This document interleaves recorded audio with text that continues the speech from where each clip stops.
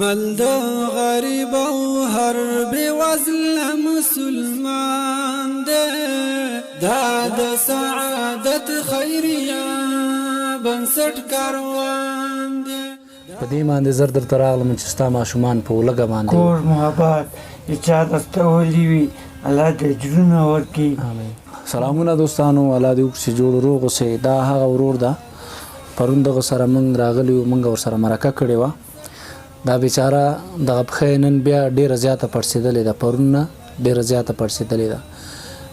نن دی وایي چې زه ډېر زیات په تکلیف کې یم.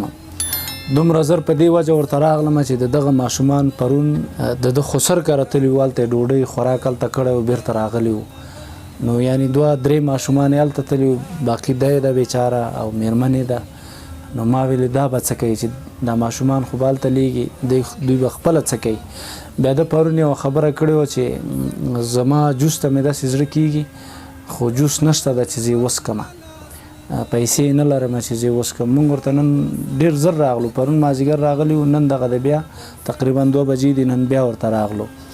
نو وروره څنګه د دغه درد دې پرونه راهیسې زیات شوی ده که څنګه؟ ډېر زیات شوی، ډېر په عذاب یم، ډېر سخت. داسې نه ښکاري خپه مې ځم لکه تیږې راپسې تړلې وي.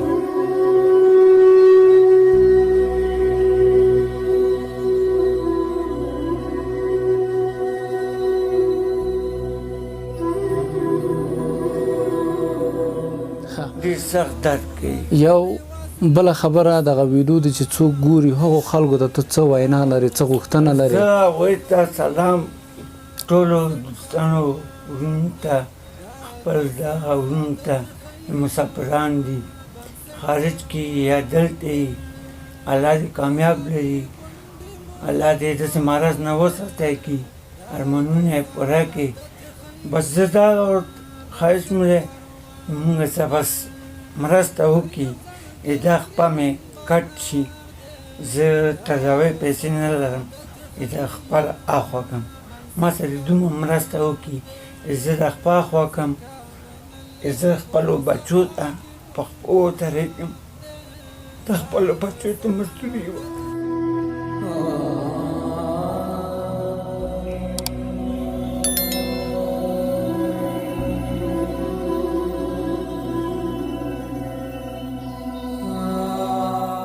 زه په تا کله داسې احتیاج وم، محتاج وم، په دا عالم شکر دی. بس څنګه الله خوښ وي زموږ خوښ. بلکل وروره. بچیان دې کوم مشکل سره مخ دي ستا په دې؟ مشکل کې دي، هغه وایي که دا چور به کله یو راشي پلانکي ځان ته پلار یې لور ته جامې راوړي، دا راوړي، دا راشي، پلار یې ورته فیصل ته پلانکي ته بایسکل یې واخیستو، موبایل یې ورته واخیستو، بس همدا هغه کې ځورېږي. او بیا وایي پلاره موږ به مکتب کې اچوې، څه خو هغه کوم. زه مطلب بچی تاسو نه خو زه ډېر ما باندې حق لرئ، زه تاسو نه ډېر وارخطا یم، تاسو سبق ووایئ، تاسې مدرسې ته لاړ شئ، څو مسایل راکېږي، زه خو تاسو مهندس نه وي پرېښي. نو بس دا ورونو ته زه دا خواهش مې دی ونه ما سره بس لاس نیولی وکړي، ما سره کومک وکړي، زه ډېر په تکلیف کې یم.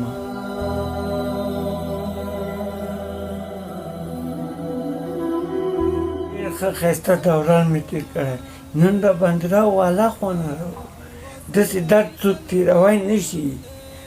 بس دا بې ارمانده برکت وي، زه درد تېروم، زه بچو پر د دسمال خوله کې ټینګ نه شم، په چیغې وهم. یو نیمې مکاره ژړا یې، ما مکاره ژړا نه لرم، زه زخمي یم، زه په زړه ژاړم، ما ټول شا غوښې تللي دي، ما اوسه پر دا 2 میاشتې کېږي کوڅه نه ده کتلې، همدلته پروت نو زه تللی نه شم. زما هم دا هغه مې دلته ایښي دي، همساګانې دي.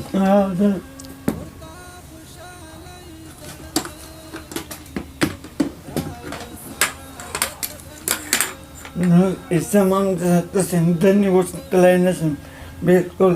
نو دا خو باید داسې لاړ شي، دا نه کېږي، دا داسې کېږي، داسې نه کېږي. پونډه ورکه شوه ورته، نن ډېر په عذاب یم. هغه مې دا همسایهګانو جوش کړی دی. دغه اوبه تاسې ویلې زما ماشومانو ته دغه یو بوشکه اوبه پرون دې موږ ته وویلې چې دغه بوشکه موږ بل چا کره وړو، ګرمۍ یې راته بیا دلته ما ته راوړي. او دا د ګرمۍ کړی راوړی دی، دې کې ټول ماشومان ناست وو، د تاسو را پاسېدې. موږ ته معلومېږي، او صحیح ده، موږ ته معلومېږي. دا بیا دا پښو تک دی دا بوشکه؟ او نه، زه خپل غم مې نه کړم، دا وړه ماشومه لور مې ده، بلکل ویده ده. دغه غم سره دی، ما سره خپل غمګین نشته.